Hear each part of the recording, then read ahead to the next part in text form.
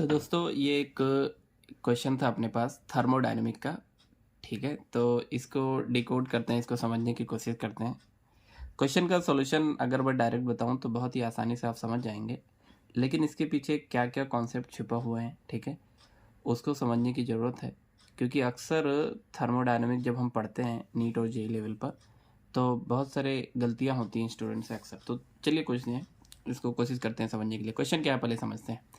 when one mole, I think आप लोग को दिख रहा होगा clear, when one mole of monoatomic gas at T Kelvin undergoes adiabatic changes under a constant external pressure of 1 atm, और ये जो कुछ भी हो रहा है इसमें वॉल्यूम क्या चेंज हो रहा है, changes volume from 1 litre to 2 litre and the final temperature in kelvin would B.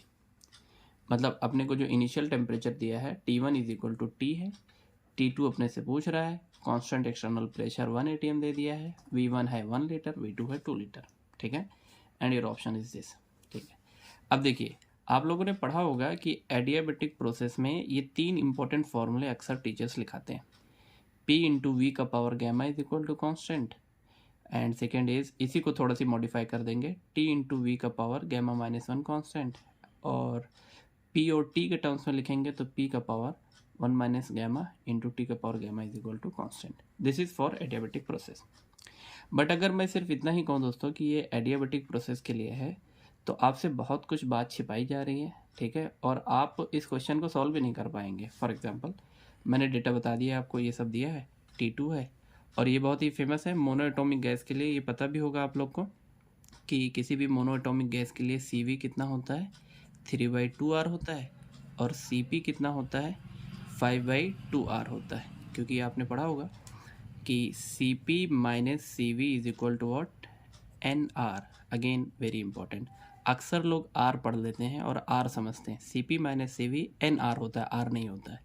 क्योंकि क्वेश्चन में 1 मोल दिया है तो यहाँ पर 1 रखेंगे तो CP माइनस CV R हो जाएगा।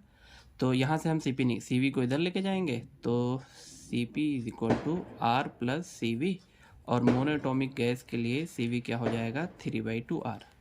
सॉल्व करेंगे तो ये आ जाएगा, और आपको ये पता भी होगा गैमा क्या होता है, CP/CV। तो 5/2R divided by 5/2R divided by 3/2R, this will get cancel out, you will get 5/3। Okay, अरे भैया पटाखे फूट रहे हैं तो ना।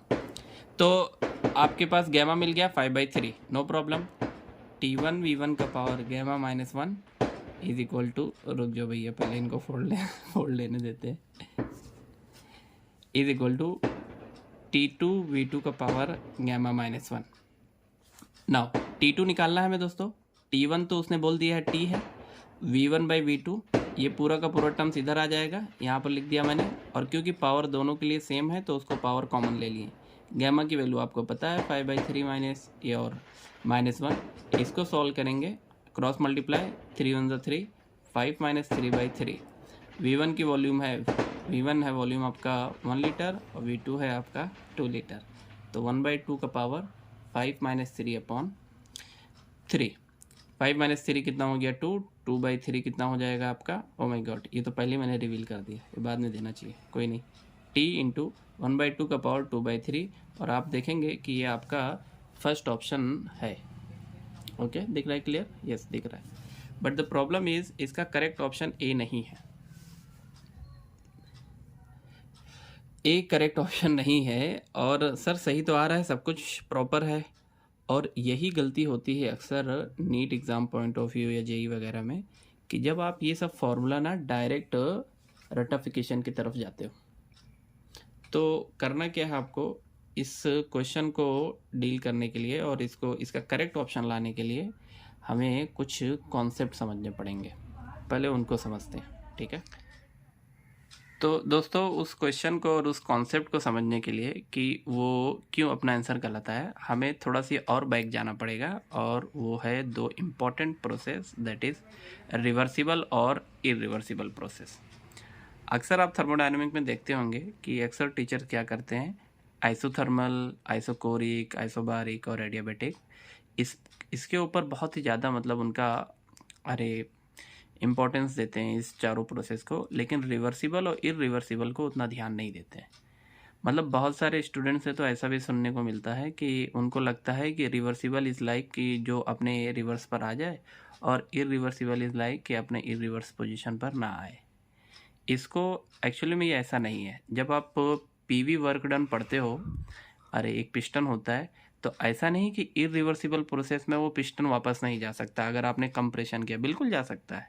यहाँ पर रिवर्सिबल और इरिवर्सिबल का दूसरा मीनिंग है, वन बाय वन समझते हैं। जो रिवर्सिबल प्रोसेस होता है दोस्तों, वो इनफाइनाइट स्टेप्स लेता है, बहुत ही स्लो होता है, बहुत ही स्लो होता है, इतना स्लो कि almost not practically not possible. और जो वहीं पर आपका इरिवर्सिबल प्रोसेस होता है वो फाइनाइट स्टेप, जैसे कि एक झटके में एक स्टेप में हो जाए, फास्ट होता है, कंपैरेटिवली बहुत फास्ट होता है, और प्रैक्टिकली क्या होता है, पॉसिबल। अब समझते हैं कि मान लेते हैं ये अपना एक कंटेनर है, इसमें कुछ अंदर गैसेस हैं, that gases is ideal gases, और इसी सिस्टम को हम क्या बोल रहे हैं, मतलब इस पूरे पार्ट को हम बोल रहे हैं सिस्टम। अब लॉजिकली सोचिए कि अगर ये पिस्टन, हाँ अभी ये तो बेसिक पॉइंट्स है, ऑलमोस्ट सबको पता होगा कि पिस्टन है, मासलेस है, फ्रिक्शनलेस है, एंड सो ऑन। अगर ये पिस्टन यहाँ पर रुका हुआ है दोस्तों, तो बाहर का सराउंडिंग का कुछ ना कुछ इस पिस्टन के ऊपर पी एक्सटर्नल लग रहा होगा, और पी इंटरनल नीचे से लग रहा है। अगर ये पिस्टन रुका हुआ है, मतलब ये दोनों क्या है, इस पॉइंट पर ये पिस्टन रुका हुआ है, मतलब P external is equal to P internal, तभी वो पिस्टन वहां पर रुका हुआ है। ठीक है, अब एक काम करते हैं, क्या करते हैं, बाहर से एक सैंड पार्टिकल लाते हैं, बहुत ही छोटा सी, मैंने दो बना दिए, एक ही समझिए आप, एक छोटा सी चुन्नू सा सैंड पार्टिकल आप ला के रखो। इसके वजह से क्या होगा, इसके ऊपर कुछ एक्सटर्नल प्रेशर थोड़ा सी इंक्रीज हो जाएगा, बहुत ही लिटिल अमाउंट में। और जब वो एक्सटर्नल प्रेशर थोड़ा सा इंक्रीज हो जाएगा, तो ये पिस्टन थोड़ा सी स्लाइटली नीचे आएगा। आई थिंक आप क्लियरली थोड़ा बहुत देख पा रहे होंगे सही से, ये मैं यहाँ पर बता देता हूँ इसको, थोड़ा सी पिस्टन क्या आएगा, नीचे आएगा। मैंने बताने के लिए भी थोड़ा ज़्यादा बता दिया है, नहीं तो समझ में नहीं आएगा कि पिस्टन नीचे आया कि नहीं आया।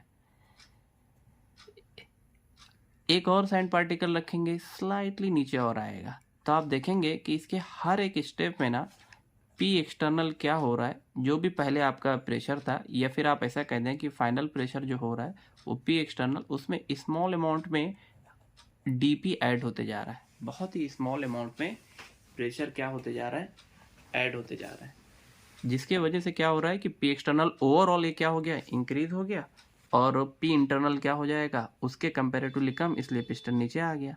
लेकिन जब एक सैंड पार्टिकल आपने रखा और पी एक्सटर्नल ज़्यादा हो गया, थोड़ा सी पिस्टन नीचे आया, फिर पिस्टन रुक गया, इसका मतलब क्या हुआ कि अब पी इंटरनल भी थोड़ा सी इंक्रीज हो गया और उसको रोक दिया।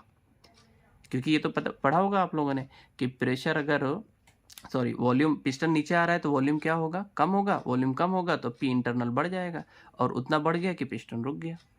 दूसरा सैंड पार्टिकल रखा, फिर से थोड़ा सी पिस्टन नीचे आया, फिर से पी इंटरनल बढ़ा, उसको रोक दिया, एंड सो ऑन। ऐसे ही इनफाइनाइट स्टेप्स में होगा, और एक ऐसा टाइम आएगा कि स्लोली आप इसका पी एक्सटर्नल बढ़ाते जाएंगे और पिस्टन कुछ यहाँ पर लगभग आ जाएगा, ये जितने तक आपको रिक्वायर्ड, मतलब उसकी कंडीशंस है, लेके आना है आपको। तो रिवर्सिबल प्रोसेस में दोस्तों हम कुछ पॉइंट्स बोलते हैं, और वो पॉइंट्स क्या बोलते हैं कि system and surrounding are in equilibrium with each other. इतना स्मॉल चेंज हो रहा है प्रेशर का कि सिस्टम और सराउंडिंग ऐसा लग रहा है कि इमीडिएटली फौरन कहाँ आ जा रहे हैं, एक दूसरे के इक्विलिब्रियम में आ जा रहे हैं। अंदर है सिस्टम, बाहर है सराउंडिंग। ओके, दूसरा पॉइंट, चेंज इतना कम है कि वो ऑलमोस्ट नेग्लिजिबल है। तो हम बोल सकते हैं कि जो पी एक्सटर्नल है वो almost equal to P internal, और पी इंटरनल ही अपना P system, and our P system is nothing but P ideal gas. लेकिन एक मजेदार पॉइंट ये है कि हर एक सैंड पार्टिकल रखने के बाद आपका पी एक्सटर्नल कुछ ही अमाउंट से क्या हो जा रहा है, इंक्रीज हो जा रहा है, मतलब P external is not equal to constant. This is very important, ये बहुत इंपॉर्टेंट है, जो अक्सर रिवर्सिबल और इरिवर्सिबल प्रोसेस में लोग ध्यान नहीं देते हैं। हर एक सैंड पार्टिकल रखने पे पी एक्सटर्नल लिटिल अमाउंट में इंक्रीज हो रहा है। अब वो अलग बात है कि ये डीपी को ऑलमोस्ट आपने यहाँ पर क्या ले लिया है, नेग्लिजिबल लेके P external P internal equal बोल दिया है, लेकिन पी एक्सटर्नल कांस्टेंट नहीं है। हर एक सैंड पार्टिकल रखने पर पी एक्सटर्नल पॉइंट से या 0.00 समथिंग से चेंज हो रहा है, means not equal to constant. वहीं अगर आप इरिवर्सिबल देखेंगे तो इरिवर्सिबल में क्या हो, एक बड़ा सी लाए, ठीक है ना, अरे गोला उठा के रख दिया आपने, ठीक है, और ये सडन क्या होता है दोस्तों, पिस्टन एक बैग नीचे यहाँ पर आता है, एक झटके वाला काम होता है इरिवर्सिबल। अब हो क्या रहा है देखिए, इस पॉइंट पर अगर पिस्टन रुका हुआ है, इसका मतलब again P external P internal क्या है, इक्वल है। एक बैग बड़ा सी कुछ आपने पार्टिकल ला के रख दिया, सैंड पार्टिकल या कोई स्टोन पार्टिकल, कुछ भी बोल दीजिए, वो तो मैकेनिक्स का पार्ट है, समझाने के लिए मैं इस वर्ड को यूज़ कर रहा हूँ। एक बैग आपने ला के यहाँ पर रख दिया तो होगा क्या, सडन पिस्टन आपका नीचे आया और पी एक्सटर्नल इंक्रीज हो गया। लेट सपोज इस पॉइंट पर पी एक्सटर्नल कितना था आपका, पी एक्सटर्नल अपना था एटमॉस्फेरिक प्रेशर, और पिस्टन क्योंकि रुका हुआ है तो पी इंटरनल भी कितना आ गया, 1 atm ही है। सडन एक बैग रखने से ये प्रेशर इंक्रीज हो गया और कितने पे बढ़ गया, 5 atm पर। कितने पर आ गया, 5 atm पर। यहाँ पर सिस्टम ऑफ सराउंडिंग क्योंकि स्लो प्रोसेस नहीं है तो they are not in equilibrium. यहाँ पी एक्सटर्नल आप पी इंटरनल नहीं बोल सकते इसमें, इरिवर्सिबल में। यहाँ पी एक्सटर्नल और पी इंटरनल इक्वल बोल सकते हो, अप्रॉक्सीमेटली इक्वल, यहाँ पर नहीं बोल सकते। कुछ लोग के दिमाग में सवाल आएगा कि सर जब आपने एक बैग कुछ बड़ा सी इसके ऊपर पार्टिकल रखा तो पिस्टन उठ के यहाँ पर आ गया, अगर यहाँ पर रुक गया तो पी इंटरनल और पी एक्सटर्नल तो इस वाले पॉइंट पर भी क्या है, इक्वल ही है। तो भैया हम इस वाले पॉइंट और इस वाले पॉइंट पर नहीं देख रहे हैं, हम देख रहे हैं ड्यूरिंग द प्रोसेस क्या पी एक्सटर्नल पी इंटरनल के इक्वल है क्या, नहीं है, क्योंकि यहाँ से यहाँ आते वक्त एक बैग आपने 1 atm से 5 atm पर प्रेशर इंक्रीज कर दिया। हाँ, जब पिस्टन यहाँ पर आके रुक गया तो अब अंदर कभी 5 atm हो जाएगा, तभी तो पिस्टन यहाँ पर रुका।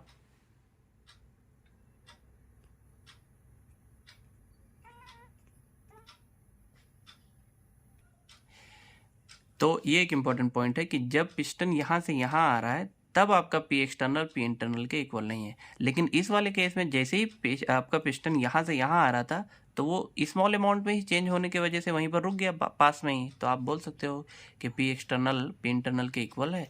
लेकिन इस वाले केस में आप नहीं बोल सकते। दूसरा पॉइंट, यहाँ से यहाँ जब एक झटके से आप नीचे आ रहे हो ना तो पी एक्सटर्नल आपका 5 ही है। ऐसा नहीं है कि 1 से 2 हुआ, फिर 2 से 3 हुआ, फिर 3 से 4, फिर 4 से 5, एक झटके में हुआ।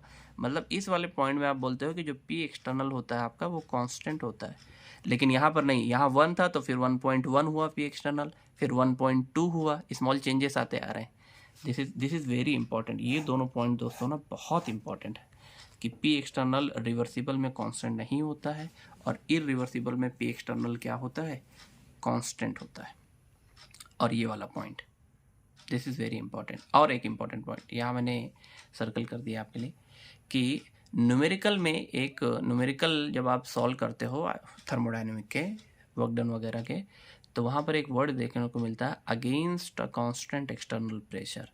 तो ये against a constant external pressure irreversible process के लिए यूज़ किया जाता है। और उसका लॉजिकल मीनिंग समझ में भी आ रहा है हमें कि ये जो भी एक्सटर्नल, जैसे फॉर एग्जांपल एक्सपांशन करा रहे हो, यहाँ पर पिस्टन रुका हुआ है, अब एक बैग क्या कराया आप, एक्सपांड करा दिए, तो एक्सपांड एक बैग ऊपर नीचे से ऊपर लेके जब आप जा रहे हो तो जो भी एक्सटर्नल यहाँ पर जाके रोक दिया आपने, तो इस पी एक्सटर्नल के अगेंस्ट आप एक्सपांशन करा रहे हो। तो ये वर्ड बहुत इंपॉर्टेंट है आपके लिए कि अगर against a constant external pressure आपको दिख जाए किसी न्यूमेरिकल में तो आप समझ जाइए कि वो एक्चुअल में कौन सा है, इरिवर्सिबल प्रोसेस है।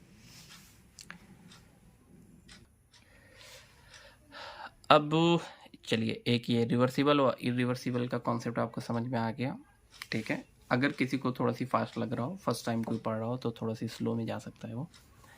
हाँ, अब देखिए, अक्सर एक क्वेश्चन में पूछता हूँ स्टूडेंट लोग से कि बताइए थर्मोडायनेमिक में वर्क डन का फॉर्मूला क्या है, और अक्सर बच्चे मुझे बोलते हैं वर्क डन का formula minus P external delta we. आप में से भी कुछ लोग का आंसर यही रहा होगा। बट दोस्तों, जब आप पूछते हो कि वर्क डन का फॉर्मूला क्या है इन थर्मोडायनेमिक, तो आपको ये डायरेक्टली नहीं बताना है। This is the wrong. अब क्यों रॉन्ग है वो समझते हैं। देखिए, ये तो देखा होगा आप लोगों ने, D W is equal to minus P external D V, इसका इंटीग्रेशन करेंगे तो डब्ल्यू और माइनस इसको ऐसे। जब भी आपसे कोई पूछे कि डब्ल्यू का वर्क डन का फॉर्मूला बताइए और कुछ नहीं बोले, सिर्फ कहे वर्क डन का फॉर्मूला थर्मोडायनेमिक में, तो आपको ये फॉर्मूला बताना है। अब ये फिजिक्स की मत बात करने लग जाना कोई कि सर फिजिक्स में तो प्लस होता है माइनस नहीं होता। तो W is equal to integration minus P external D V, क्यों सर ये बताना गलत है, ये भी मैं बता देता हूँ आपको। जब आप दोस्तों ना आप कहते हो ना ये वाला फॉर्मूला, इसका मतलब आप समझ रहे हो कि आपने पी एक्सटर्नल को कांस्टेंट मान लिया है, और जब कांस्टेंट मान लोगे ना दोस्तों तो इसको आप बाहर ले सकते हो। ये बेसिक मैथमेटिक्स का रूल है कि जब कोई चीज़ कांस्टेंट होती है तो डेरिवेटिव और इंटीग्रेशन के उसको आप बाहर ले सकते हो। तो अगर आपने इसको कांस्टेंट मान लिया तो ये बाहर आ गया, और डीवी का इंटीग्रेशन डेल्टा हुई, और पी एक्सटर्नल कांस्टेंट कहाँ होता है, इरिवर्सिबल प्रोसेस। इसका मतलब जब आप ये फॉर्मूला बता रहे हो ना दोस्तों, तो इनडायरेक्टली आप उसको वर्क डन बता रहे हो इरिवर्सिबल प्रोसेस का, और वो आपसे इरिवर्सिबल नहीं पूछ रहा है, वो आपसे सिर्फ वर्क डन पूछ रहा है। तो आपको डब्लू का ये फॉर्मूला बताना है। हाँ, अगर वो कहे कि वो इरिवर्सिबल प्रोसेस है या फिर आइसोबारिक प्रोसेस है, तब आप इसको बाहर ले सकते हो, क्योंकि उस टाइम आपका प्रेशर कांस्टेंट है और डीवी का integration delta V. Now coming back to the topic, ये अपने टॉपिक पर आ जाते हैं। तो दोस्तों यहाँ तक हो गया था अपना work done is equal to this, ठीक है। अब देखते हैं reversible adiabatic process for ideal gas, ये हमें पढ़ना है। उससे पहले ये एक पॉइंट मैं आपको समझाता हूँ। अगर मान लीजिए कहीं पर प्रेशर, मान लीजिए अरे P1 आपको 2 ATM है, V1 है 5 लीटर, और P2 आपको दे दिया है 1 ATM, तो V2 क्या होगा। अक्सर यहाँ पर एक गलती करते हैं student, P1 V1 is equal to क्या लगा देते हैं, P2 V2, और सर V2 निकाल लेते हैं। क्या दिक्कत है, P1 है अपने पास 2, V1 है 5 डिवाइडेड बाई P2 कितना है दोस्तों 1, दैट इज़ 10 लीटर। और ये फॉर्मूला लगा के आप फाइनल वॉल्यूम लगा लेते हो, और आप ये देखना ही भूल जाते हो कि ये प्रोसेस कौन सा है। दिस इज़ एडियाबेटिक प्रोसेस, और ये वैलिड होता है आइसोथर्मल में। तो इसका मतलब ये V2 ना जो आप निकाले हो ये तो गलत है, पहला पॉइंट, ठीक है। सर कैसे निकालेंगे, उसी के लिए छोटा सी हमें एक पॉइंट पर जाना पड़ेगा। ध्यान रहे हम किसके लिए पढ़ने जा रहे हैं, reversible adiabatic process for ideal gas. Now float आपने पढ़ा होगा, फर्स्ट लॉ ऑफ थर्मोडायनेमिक क्या होता है, D U is equal to D Q plus D W, और क्योंकि प्रोसेस आपका है एडियाबेटिक तो आपका डी क्यू क्या हो जाएगा दोस्तों 0, क्योंकि एडियाबेटिक में क्यू क्या रहता है 0, तो D U is equal to D W. अब ये एक और फार्मूला पढ़ा होगा, अब ये फार्मूला कैसे आता है उसको तो इस वीडियो में अभी हम नहीं पढ़ सकते, नहीं तो फिर ये वीडियो का लेंथ काफ़ी इंक्रीज़ हो जाएगा, बढ़ जाएगा। ये एक फार्मूला है आपने पढ़ा होगा, delta U is equal to, जो अरे मतलब एंट्रेंस का नीट और जेई वगैरह का प्रिपरेशन कर रहे होंगे उनको पता होगा, N C V M delta T. Sir ये सी वी एम कौन सी वाला, ये क्या है, देखिए सी को दोस्तों बोलते हैं ना heat capacity, heat capacity simple है, मज़ेदार चैप्टर है। अब पूरे चैप्टर को तो छोटे से वीडियो में हम समेट नहीं सकते। हीट कैपेसिटी क्या होता है, बेसिकली ये होता है Q अपॉन T और delta T। 1 degree temperature rise करने के लिए कितना हीट आप दे रहे हो, that is heat capacity. Sir what is CV, CV क्या होता है, heat capacity at constant volume. Sir what is CP, heat capacity at constant pressure. Sir what is CV, M, heat capacity at constant volume, और molar, M मतलब small m मतलब molar, molar heat capacity at constant volume, और CPM मतलब sir molar heat capacity at constant pressure. तो ये formula होता है delta U is equal to N CVM delta T, कोई दिक्कत नहीं। और यहाँ W अभी ऊपर हमने देखा ये है integration over minus P external DV। अगर दोस्तों आप बोल रहे हो ना कि आपका प्रोसेस कैसा है, रिवर्सिबल है, इसका मतलब पी एक्सटर्नल को आप पी इंटरनल लिख सकते हो और पी इंटरनल को आइडियल गैस लिख सकते हो, दैट इज़ nRT/V। यहाँ का n कैंसिल आउट हो गया, तो आप और ये जो t देख रहे हैं आप दोस्तों, इसको हम यहाँ लेके आ गए, इधर मल्टीप्लिकेशन में था, इधर आके डिवीज़न में आ गया, तो ये बन जाएगा CVM dt/t is equal to minus sign को बाहर लेते हुए इंटीग्रेशन R dV/V। अब एक इम्पॉर्टेंट पॉइंट, हम आगे एक ये अजम्पशन लेने जा रहे हैं, सपोज कर रहे हैं कि R, देखिए R तो कांस्टेंट है, यूनिवर्सल गैस कांस्टेंट है, तो उसको बाहर लिया जा सकता है, बिल्कुल हाँ। CVM को हम बोल रहे हैं कि CVM, if CVM is constant तो उसको आप बाहर ले सकते हो, अगर CVM कांस्टेंट नहीं है तो आप इसको बाहर नहीं ले सकते, और ये आगे चल के एक इम्पॉर्टेंट पॉइंट बनेगा, इसको ध्यान देना। इफ़ CVM इज़ कांस्टेंट तो क्या होगा, नेक्स्ट पेज कर रहे हैं। तो दोस्तों इफ़ CVM इज़ कांस्टेंट तो उसको आप बाहर ले लिए, तो ये dt/t हो गया, यहाँ से R कांस्टेंट था उसको बाहर ले लिया, dV/V। क्योंकि आप इंटीग्रेट कर रहे हो तो आप लिमिट रख दीजिए लोअर लिमिट इज़ T1 और अपर लिमिट T2, मतलब फाइनल टेम्परेचर और initial temperature, initial volume final volume, और ये CVM इज इक्वल टू बन जाएगा ln T2/T1। यहाँ मैंने एक दो स्टेप आपके लिए एक्चुअली में थोड़ा सी स्किप कर दिए हैं, थोड़ा सी यहाँ बता देते हैं। देखिए ये एक बेसिक फॉर्मूला है, मतलब मैथमेटिक्स में आप पढ़ते हो कि अगर किसी का इंटीग्रेशन कर रहे हो, dx/x का इंटीग्रेशन कर रहे हो, तो इसका आंसर आता है ln x। What is ln sir? Log, ठीक है ना, वो लॉग वाली वीडियो मैंने बताई है, आप चाहो तो देख सकते हो। तो 1/x का जो इंटीग्रेशन होता है वो होता है ln x। सर अगर यहाँ पर कोई लिमिट हो, जैसे मान लेते हैं x1 हो और x2 हो, तो यहाँ आपको लिमिट रखनी पड़ेगी x1 से x2। और ये भी एक मैथमेटिक्स का सिंपल आपको पढ़ाया जाता है लॉग वाले टेबल में, कि पहले इसको अपर लिमिट बोलते हैं, इसको लोअर लिमिट। तो एक बार अपर लिमिट रखी जाती है, फिर माइनस साइन लगा के लोअर लिमिट, तो इसका आंसर आ जाएगा ln x2 minus ln x1। और लॉग की प्रॉपर्टी है कि माइनस में है, लॉग कॉमन ले लो, तो ये बन जाएगा x2/x1। ठीक है, प्लीज़ इसको मैंने वीडियो बनाया भाई, जिनका मैथमेटिक्स बैकग्राउंड नहीं है वो जाके वहाँ देख सकते हैं। तो ये बेसिकली अपर लिमिट T2 है और लोअर लिमिट T1 है। तो ये फाइनल ये पूरा काम मैंने कर दिया ln T2/T1 minus r ln V2/V1, क्योंकि यहाँ पर भी क्या है dv/v का इंटीग्रेशन जो कि ln v आएगा एंड सो ऑन। और ये भी पता होगा आप लोग को कि अगर कहीं पर है ln या फिर log a/b है और उसको माइनस से मल्टीप्लाई करते हैं तो वो बन जाता है log b/a। यहाँ पर चेंजेस आ जाते हैं। ठीक है, लॉग की एक और प्रॉपर्टी है कि CVM, कोई लॉग के अगर कोई चीज़ पावर में रहती है तो पावर वाली चीज़ आगे आ जाती है और आगे वाली चीज़ ऊपर चली जाती है, सिंपल। तो यहाँ पहले माइनस से जब इसको अंदर लेके गए तो ये V2/V1 था, तो V1/V2 हो गया। फिर आगे CVM और R को ऊपर भेज दिए, तो फाइनली आपको ये देखने को मिला, ये वाला स्टेप। और क्योंकि दोनों साइड ln है दोस्तों, तो ln और ln क्या हो गया, कैंसिल आउट हो गया। यहाँ पर आ गया T2/T1 का पावर CVM, यहाँ पर आ गया V1/V2 का पावर R। अब देखिए ये जो CVM है ये T2 के साथ भी जाएगा, T1 के साथ भी जाएगा। ये जो पावर R है ये V1 के साथ भी जाएगा, V2, दोनों 2 वाले को एक साथ में V2 का पावर R इधर लिख दिए, T2 का पावर CVM इधर लिख दिए, V1 का पावर R इधर और ये T1 का पावर इधर, क्योंकि डिवीज़न में था। CPM माइनस CVM क्या होता है, R होता है। तो R की जगह पे उसकी वैल्यू CPM माइनस CVM, यहाँ पर R है CPM माइनस CVM। थोड़ा सी केयरफुली देखना है, नहीं तो आपको समझेगा नहीं। अब पूरे इक्वेशन में ना पावर में CVM से डिवाइड कर रहे हैं, तो इसको CVM से डिवाइड करेंगे तो ये कैंसिल आउट होके 1 आ जाएगा। इसको पूरा डिवाइड किए तो ये फैक्टर आ गया। अगेन यहाँ CVM वाला डिवाइड करेंगे तो 1 आ जाएगा, ठीक है ना, 1। और इसको डिवाइड करेंगे ये, अब ये इसको भी साथ भी जाएगा और इसके साथ भी जाएगा, इसके साथ गया तो अभी पीछे मैंने बताया था आई थिंक CPM/CVM क्या होता है गैमा, और CP/CV क्या होता है गैमा। तो ये जब इसके साथ गया तो गैमा, और CVM के साथ कैंसिल आउट होके 1। सिमिलरली यहाँ पर, तो यहाँ पर दोस्तों आपको एक चीज़ देखने को मिली कि T2 इंटू V2 का power gamma minus 1 is equal to T1 into, okay दोस्तों, दिस इज़ V1 का पावर गैमा माइनस 1। इसका मतलब T इंटू V का power gamma minus 1 is constant.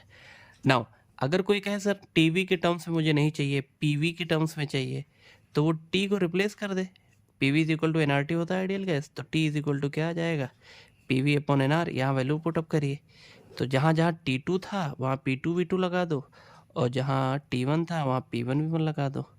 पूरा सॉल्व करेंगे दोस्तों तो आपको मिल जाएगा P इंटू V का power gamma is equal to constant. बहुत सिंपल है सर। किसी को PV नहीं और VT नहीं, PT के टर्म्स में चाहिए, तो PT के टर्म्स में चाहने के लिए क्या करना पड़ेगा दोस्तों, V को हटाना पड़ेगा और P के टर्म्स में रखना पड़ेगा। तो उसके लिए अलग एक इक्वेशन आ जाएगी, और वो क्या आ जाएगी, P का power 1 minus gamma into T का power gamma is equal to constant. बहुत सिंपल है, ठीक है, सिंपल मैथमेटिक्स है। आई थिंक नीट और JEE के स्टूडेंट तो इतना तो उनको समझ में आ रहा होगा।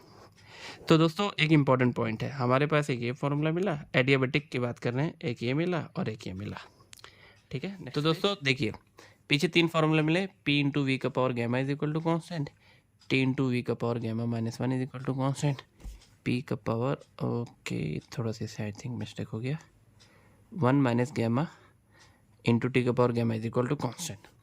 अब प्रॉब्लम क्या है दोस्तों ना, ये तीनों फार्मूला के साथ, ये तीनों फार्मूला ना कहाँ पर वैलिड होगा ये समझना बहुत इंपॉर्टेंट है।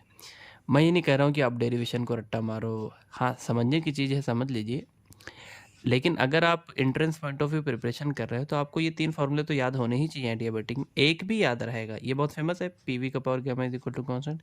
इससे आप बना सकते हैं आइडियल गैस की इक्वेशन लगाइए, वी को हटा के टी के टर्म्स में रखो, पी को हटा के टी के टर्म्स में रखो, यू विल गेट ये दोनों। नाउ ये तीनों की तीनों फॉर्मूले वैलिड है, रिवर्सिबल एडियाबेटिक प्रोसेस, क्योंकि कहानी वहीं से शुरू हुई थी।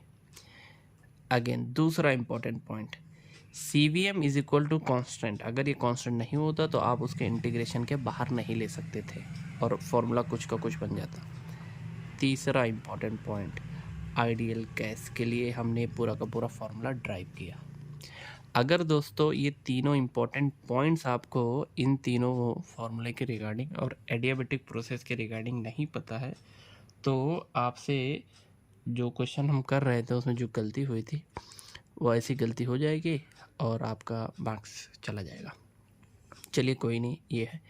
अब समझने की कोशिश करते हैं, अपने क्वेश्चन पर वापस जाते हैं, ठीक है। तो देखते हैं दोस्तों, क्वेश्चन पर वापस जाने के बाद देखिए क्वेश्चन क्या था दोस्तों, when 1 mole of monoatomic gas undergoes adiabatic change under a constant external pressure, this is the wow moment, ठीक है। कांस्टेंट एक्सटर्नल प्रेशर मतलब दोस्तों ये रिवर्सिबल नहीं है, ये जो भी प्रोसेस कराया जा रहा है वो इरिवर्सिबल है, और अगर ये इरिवर्सिबल है तो आप ये जो पूरा का पूरा फॉर्मूला ये सब लगा रहे थे, ये तो एक्चुअल में था रिवर्सिबल के लिए ना, डेरिवेशन उसके लिए था। अब आप समझ पा रहे होंगे कि क्यों ए अपना इनकरेक्ट ऑप्शन था। तो जो करेक्ट ऑप्शन है वहाँ तक जाते हैं और देखने की कोशिश करते हैं कि क्या है। तो दोस्तों क्वेश्चन में पी एक्सटर्नल आप पढ़ेंगे तो 1 ATM दिया हुआ है against a constant external pressure 1 ATM, मोल आपको 1 दिया है, V1 1 लीटर है, V2 2 लीटर है, CVM 3/2R mono atomic gas के लिए T1 is equal to T. अगर आपको याद होगा तो यही फॉर्मूला था स्टार्टिंग वाला, क्या था देखिए मैं फिर से लिखता हूँ, NCVM dt था, यहाँ इंटीग्रेशन, यहाँ था माइनस पी एक्सटर्नल dV, और मैं चिल्ला के आपको कह रहा था कि अगर पी एक्सटर्नल कांस्टेंट है तो बाहर ले सकते हो, क्योंकि इरिवर्सिबल प्रोसेस था तो पी एक्सटर्नल कांस्टेंट है उसको बाहर ले लीजिए, dV का integration delta V, oh my God, और CVM कांस्टेंट है आपका 3/2R तो इसका integration delta T। Now n की वैल्यू 1 है, हट गया ये, CVM 3/2R आ गया, डेल्टा T क्या हो जाएगा, T2 minus T1, T1 is T, P external 1 है और डेल्टा V क्या है, V2 माइनस V1, और V2 2 लीटर है, V1 1 लीटर है, तो ये पूरा फैक्टर तो आया -1, 3/2 आ गया, इसकी वैल्यू ये CVM की वैल्यू, ये इधर गया -2, 3 इधर डिवाइड, R इधर डिवाइड, T2 माइनस T1, ये माइनस T है उधर जाएगा तो plus T minus this, R की वैल्यू आपने क्या रखी 0.082, you will get this and I think this is the correct option, और not only think this is the only correct option, that is D। और ये मैं एक बार आपको फिर से दिखा देता हूँ, यस देखिए कितनी चालाकी से उन्होंने पहला ऑप्शन दिया, पहले तो ये आपको फंसाया उन्होंने, क्योंकि उनको पता था वो एग्जामिनर है, वो सेटर है, ऐसे क्वेश्चन बनाएंगे आप फंसेंगे इसमें, बी केयरफुल। और चलो कुछ लोग का टी तो फिर वो प्लस माइनस में भी आपको फंसा रहे हैं, देख रहे हो विनोद, ठीक है। तो D is the correct option. तो ये एक क्वेश्चन के पीछे आपको आई थिंक बहुत सारे कॉन्सेप्ट सीखने को मिला होगा, ठीक है। Okay, thank you.